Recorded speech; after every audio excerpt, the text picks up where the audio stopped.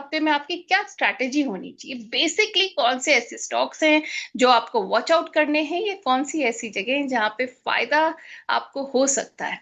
सुगंधा जी हमारे ज्वाइन कर रही हैं। सुगंधा जी, जैसा कि हम पहले भी मिल चुके हैं, बहुत बहुत स्वागत है आपका आज फिर से हमारी फैमिली का हिस्सा बनने के लिए। Good evening, Neha ji. Thanks for inviting me on your show. जो मार्केट वॉलेटिलिटी रही, लेकिन डोमेस्टिकली आई थिंक मार्केट ने काफी रिकवरी करी, जिसके लिए हम, जैसा कि आपने बताया, जीएसटी का कलेक्शन था, आरबीआई की सपोर्टिव पॉलिसी, और इंटरेस्ट रेट में जो हम देख सकते हैं कि जो कट करने का जो डिसीजन है वो, और लिक्विडिटी मार्केट में बनी रही, मॉनसून की अच्छी रिपोर्ट आई, इकोनॉमिक डेटा का भी सपोर्ट मिला, ये सारी चीजें थे। और इसी पे हमने देखा कि जो अच्छा सेक्टर जो हमने परफॉर्म करते हुए देखा वो था पीएसयू और बैंकिंग काउंटर में। हमने देखा कि तेजी के साथ बंद हुए। तो बैंकिंग काउंटर को अगर हम पहले देख लें सुगंधा जी, तो पहले हम बात कर लेते हैं छोटे बैंक्स की, जैसे कि कैनरा बैंक है, फेडरल बैंक है, आईडीएफसी है और बैंक ऑफ बड़ौदा। इनमें ये जो चार हैं मैंने नाम लिए, इनमें आपको क्या लगता है कि जो तेजी आज हमने देखी, ये आगे भी बरकरार रहने वाली है या अभी थोड़ा संभल के चलने का वक्त है? अगर ओवरऑल सेक्टर की बात करें तो मुझे ये सेक्टर इस हफ्ते तो स्पेशली काफी पॉजिटिव नजर आ रहा है। और एक और बहुत फंडामेंटल पॉजिटिव न्यूज है पीएसयू स्टॉक्स के लिए। Government of India is set to receive a total dividend of around 82,995 crore in this previous fiscal year. ये ओके। स्लाइटली लेस है as compared to 83,749 crore in the previous year. But overall this is also healthy figure. Even though अगर हम देखें तो कोल इंडिया की side से significant dividend pass on होगा government को। बट वहीं कुछ कंपनीज का जो पे आउट है वो कुछ कम रहेगा। ऑलमोस्ट 15 पब्लिक सेक्टर कंपनीज का जो पे आउट है, including IOC, BPCL and power grid, इनका पे आउट स्लाइटली लेसर रहेगा। बट वहीं अगर हम पीएसयू बैंक्स की बात करते हैं, it is one of the best performing sector today. और अगर हम इन स्पेसिफिक बैंक्स की बात करें तो मुझे बैंक ऑफ बड़ौदा यहाँ से पॉजिटिव नजर आ रहा है। नेहा प्लीज रिपीट करेंगे कौन कौन से बैंक्स की आपने बात की है? I will talk about my picks also. Canara bank. See Canara bank में अगर हम देखें तो यस। 92 से 90। सुगंधा जी, मैं बात कर रही थी Canara bank. Sure. So Canara bank की हाँ, अगर Neha Federal ji. Bank, IDFC and bank of Baroda. Bank of sure. Baroda शायद आपने बता दिया है। श्योर। सो नेहा जी हम इंडिविजुअली इन सब की बात कर लेते हैं। कैनरा बैंक में देखें तो 92 के लेवल पर इस स्टॉक ने एक अच्छा बेस बनाया और वहीं से हमने एक स्टेलर रैली भी आते हुए देखी है। ये रैली अभी मुझे लग रहा है कंटिन्यू रहेगी at least in the near term, because rate cut को लेके जो एक्सपेक्टेशंस हैं वो पीएसयू बैंक्स को काफी हद तक सपोर्ट कर रही हैं। मुझे लग रहा है कैनरा बैंक की ये जो नियर टर्म की रैली है ये कंटिन्यू हो सकती है towards level of around 122 to 125। वहां पर मुझे लग रहा है एक माइल्ड रेजिस्टेंस फेस करेगा ये स्टॉक, बिकॉज अगर लोअर लेवल से देखें तो ऑलरेडी एक स्टेलर रैली आ चुकी है। जो लोग इसको होल्ड कर रहे हैं, मेरी एडवाइस रहेगी 109 के ट्रेलिंग स्टॉप लॉस के साथ इसको होल्ड कर सकते हैं। एंड थोड़ा प्रॉफिट बुक करने की एडवाइस रहेगी eight levels of around 125।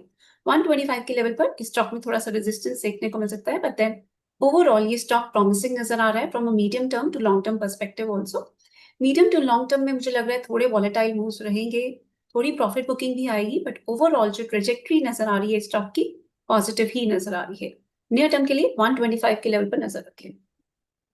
So now talking about bank of Baroda. Right. Yes.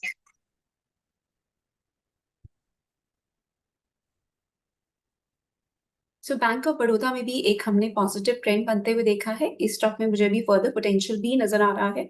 Structure देखें तो पॉजिटिव बना हुआ है। हमने 20 डीएमए को 50 डीएमए के ऊपर क्रॉसओवर देते हुए देखा। इसके साथ साथ RSI is also indicating strength in this stock and higher high का फॉर्मेशन हमने बनते हुए देखा है। So this stock is also looking positive, but 266 के लेवल पर इस स्टॉक में नियर टर्म में एक रेजिस्टेंस रहेगा। ये लेवल अगर ब्रेक हो जाता है तो इस स्टॉक में एक फर्दर तेजी भी देखने को मिलेगी। वंस 266 लेवल इज सरपास, 300 तक के डोर्स ओपन हो जाएंगे इस स्टॉक के लिए। सो इस स्टॉक में भी बने रहने की एडवाइस है। फ्रेश एंट्री अगर किसी को करनी हो तो बेटर रहेगा 266 का अगर ब्रेकआउट होता है तभी एंट्री ली जाए, keeping stop losses of 230 on the down side. Okay.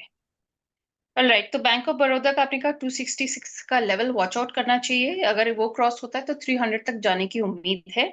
और अगर एंट्री लेवल लेनी है तो 266 जब क्रॉस हो तभी इट्स बेटर, और 230 का स्टॉप लॉस आपने बताया। बिल्कुल। कैनरा आपने बताया था 122 to 125 लेकर स्टॉक में, और 109 का stop loss was suggested by you on this. इसके साथ साथ नेहा जी मुझे बैंक ऑफ महाराष्ट्र भी पॉजिटिव नजर आ रहा है। It was one of the top gainers today in the PSU banking space, और 6% तक का हमने इस स्टॉक में राइज आते हुए देखा। लोअर लेवल से देखें तो इस स्टॉक ने 42 के लेवल्स पर बेस बनाया और वहीं से हमने एक अच्छी रैली भी आते हुए देखी है। I expect this stock to test levels of around 64 soon, और अगर 64 का लेवल भी ब्रेक हो जाता है तो 70 तक की अपसाइड भी स्टॉक में देखने को मिल सकती है।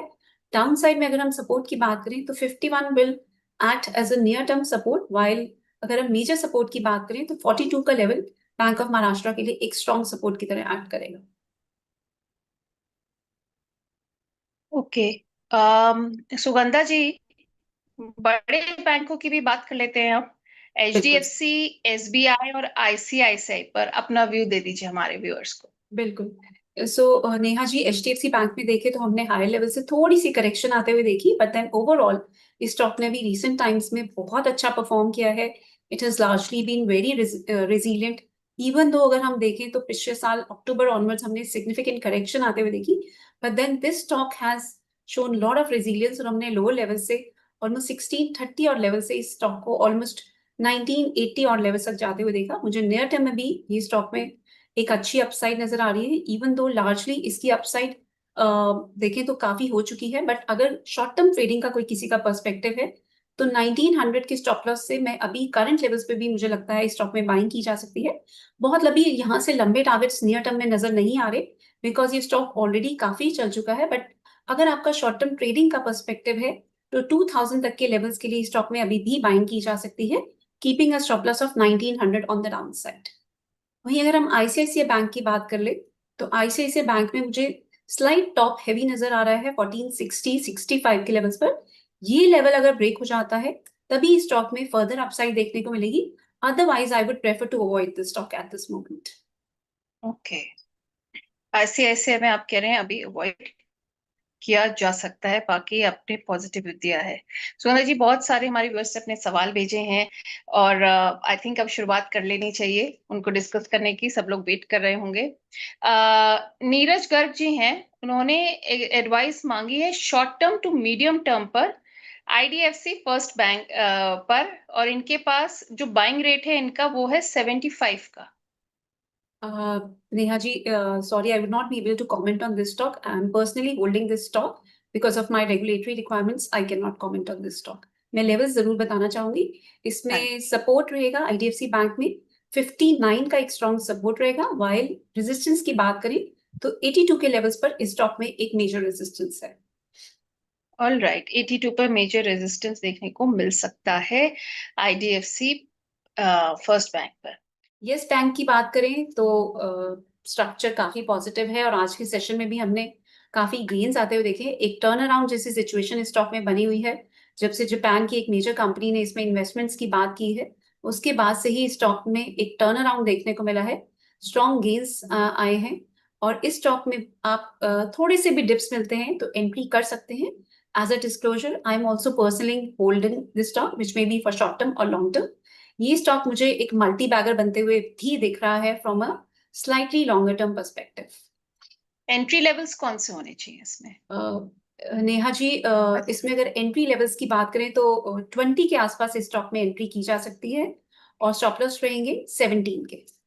ओके, थैंक यू सुगंधा जी अपना वक्त देने के लिए आज हमारे को। आई थिंक हमारे व्यूअर्स को काफी अच्छे इंसाइट्स मिल गए हैं, एक ओवरऑल व्यू भी मिल गया है, और कुछ कंपनीज को बहुत अच्छे से उन्होंने समझ भी लिया कि how the data is working and कैसे उनका स्ट्रक्चर है इस समय, और फ्यूचरिस्टिक भी कैसा रहेगा। So thank you so much for your time. Thank you Neha ji for inviting me.